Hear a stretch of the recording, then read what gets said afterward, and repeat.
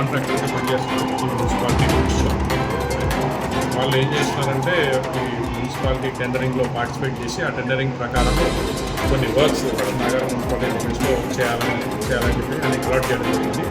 ఆ వర్క్స్ విలువ around 11 lakhs rupees, 11 లక్షల రూపాయల విలువ చేసే వర్క్స్ అతను కంప్లీట్ చేశారు. కంప్లీట్ చేసిన తర్వాత ఇక్కడ ఉన్న ఇంజనీర్ గారు మరియు మిగతా వాళ్ళు ఆ వర్క్స్ని ఎంపీ చేసిన తర్వాత దాని ప్రాసెసర్స్ ఫార్వర్డ్ చేసి శాంక్షన్ అయిపోయింది బిల్స్. సో అట్లా శాంక్షన్ చేయడానికి దాదాపు శాంక్షన్ అయిన తర్వాత జిఎస్టీ 8,50,000 వస్తుంది. దాంట్లో 16% కమిషన్ డిమాండ్ చేస్తుంది. అది టోటల్ 1,37,000 రూపీస్ వరకు 16% ప్రకారం వస్తుంది. మళ్ళీ వెళ్ళి ఆయన రిక్వెస్ట్ చేసినట్టు నేను ఉంచుకోలేని ఇచ్చండి అది అంటే వెళ్ళి లాస్ట్కి 130 వేసినట్టు 1,30,000 డిమాండ్ చేసి ఇచ్చేసారు. 1,30,000లో భాగంగా ఆయన ఈరోజు 1,30,000 రూపాయలకి తెచ్చుకోలేను కంప్లైంట్ 1,00,000 రూపాయలు మాత్రం ఈరోజు తీసుకొచ్చి ఇస్తే ఆయన దగ్గర పనిచేస్తున్న వర్క్స్ ఇన్స్పెక్టర్ సురేష్ గారికి ఇవ్వమని చెప్పారు. సురేష్ ఇన్స్పెక్టర్ గారికి అనిపిస్తుంది. సురేష్ ఇన్స్పెక్టర్ గారు రాకేష్ వర్క్స్ ఇన్స్పెక్టర్ తర్వాత రాకేష్ అని వర్క్స్ ఇన్స్పెక్టర్ ఉంటారు, అతను కూడా పిలిపించేసి అతనికి తీసుకోవాలి. సో టోటల్గా ఇంట్లో ఎక్స్ప్లెయిన్ రఘు, తర్వాత వర్క్ ఇన్స్పెక్టర్ రాకేష్, ఇంకొక వర్క్ ఇన్స్పెక్టరు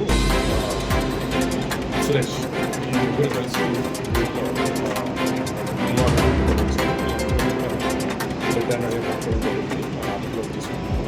విచారణ చేసింది. సార్ చేసినటువంటి కాంట్రాక్ట్ అని కరెక్ట్ లీగల్ ప్రాసెస్ ప్రకారమే ఉంది సార్ వర్క్ అది ఇట్లా అక్కడికి మనం ఈ మధ్యకాలంలో మున్సిపాలిటీ చైర్పర్సన్ లేదు కదా, అది కూడా విచారణ చేస్తుంది.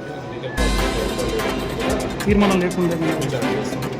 నాకు మాత్రం తెలిసిన దాని ప్రకారం టెండర్స్ అఫీషియల్గా ఇవ్వడం జరిగింది. ఆ టెండర్స్లో భాగంగా వాళ్ళు అలాట్ చేయడం జరిగింది. వాళ్ళు కంప్లీట్ చేసిన వర్క్ అని చెప్పి చేసిన తర్వాత ఆ బిల్స్ ప్రాసెస్ చేస్తున్న సమయంలో ఆ బిల్స్ ప్రాసెస్ చేయడానికి వాళ్ళు అడిగినట్టు డిమాండ్ చేస్తున్నారు.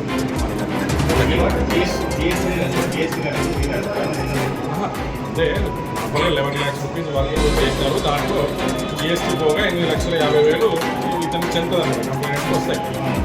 సో 8,50,000కి 16% లెక్క వాళ్ళు అడుగుతున్నారు.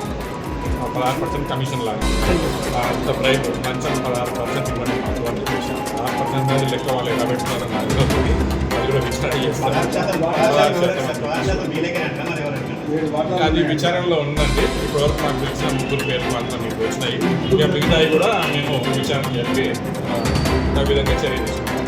అట్లాగే ఏదైనా కానీ మాకు ఇన్ఫర్మేషన్ ఏదైనా ఉంటే దయచేసి 1064కి కాల్స్ టోల్ ఫ్రీ నెంబర్కి చేస్తే మేము దానిపైన ఇన్ఫర్మేషన్ తీసుకుని తగిన చర్య తీసుకుంటాం.